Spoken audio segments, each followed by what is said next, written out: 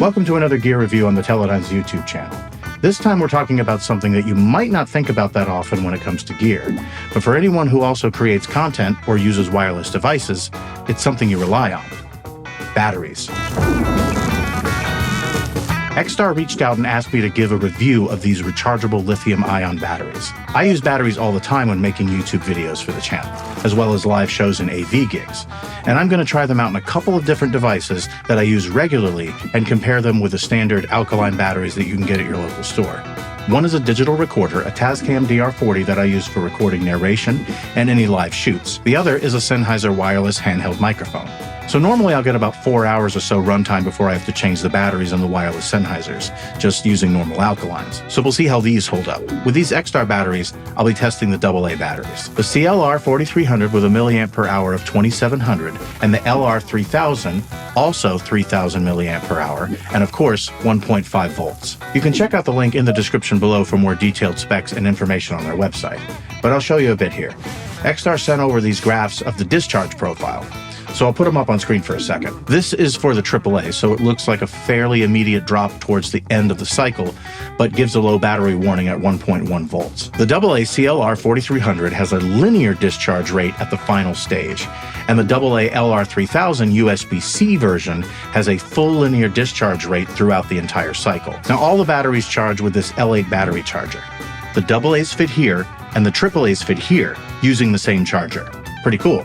But the 3700 are pretty unique, something I've never seen before. They can also charge using this quad-tap USB-C charging cable. They just plug right into the battery itself. And the lights, when on steady green, show you that it's fully charged. But how do they actually hold up in the real world? Let's find out. Now, some of you may know I wear a bunch of different hats, and one of those is running AV at a local church in Providence. One of the most crucial pieces of gear in a church, as you might imagine, is a microphone for singing and speaking.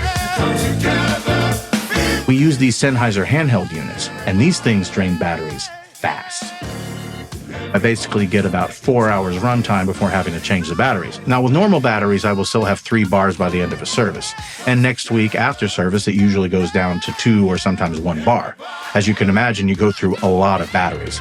And lately, I've been using these cheaper rechargeable batteries I got on Amazon because we were essentially going through 4 batteries a week. But these nickel metal rechargeable batteries didn't quite have enough power to use 2 weeks straight, and I have to keep charging them every week. So I tested the batteries during a service the other week, and one microphone had the 3000 and the other one had the 2700.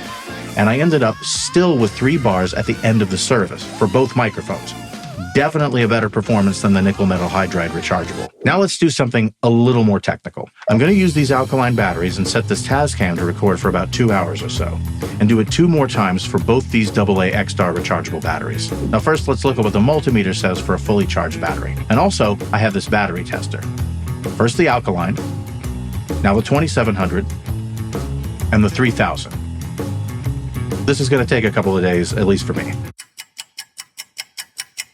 All right, so I've used this Tascam DR40 for about 2 hours on each battery type. So now we're going to test everything again and see where we end up. First, the Duracell. And let's see what the battery tester says. All right, so we're down about, it's still good, you know, we're down about a few bars. All right, now let's test the 2700 and see where we are. That one was about 1.4, 1.5 volts. Let's see, last time. We're still there. We're still at 1.5. That's pretty good. And let's try the 3000 at 1.5 volts. All right, let's see what the battery tester says. 1. Whoa. Let's get that in there a little better. 1 bar down on this. Oh my God. Just out of curiosity, what do they all say? 1 bar. Oh, and it's going up.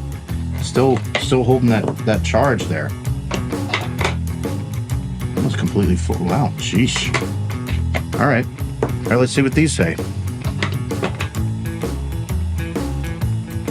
After testing them, yeah, the alkaline batteries we saw were down 3 bars on the battery tester, down about 1.4 volts. These were down about 1.5, so they didn't really change too much, and These were down about 1 bar, fluctuating up to fully charged, and these were down about 1 bar as well.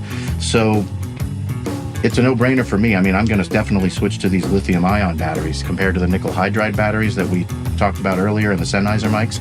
I have to charge them every week, every time I use them at the church. And when running this for 2 hours on the alkaline batteries, it reduced by 1 bar by the battery indicator, where these stayed at 3 bars for 2 hours.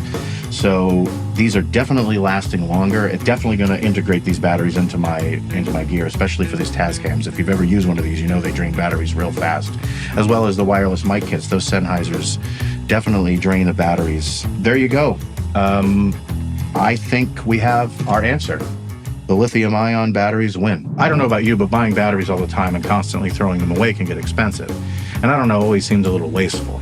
So it's nice to see the technology has finally caught up with the standard alkaline batteries. Because I remember using rechargeable batteries when I was a kid back in the 80s for my toys, and they wouldn't last very long at all. And I believe they were nickel-cadmium batteries back then, which had this memory effect that the lithium-ion doesn't. So if you didn't let them discharge all the way and you recharge them, it can shorten the life of the battery. But you don't have to worry about that with the new stuff, so that's pretty cool. Thanks again for watching. I hope you found the video informative. This was a pretty fun video to make. I got to do a little location stuff for the B-roll, which is a little different than most of my gear review videos on this channel. And if you enjoyed it, go ahead and click the like button, click that notification bell, and don't forget to subscribe for more content. Thank you guys again, and have a good one.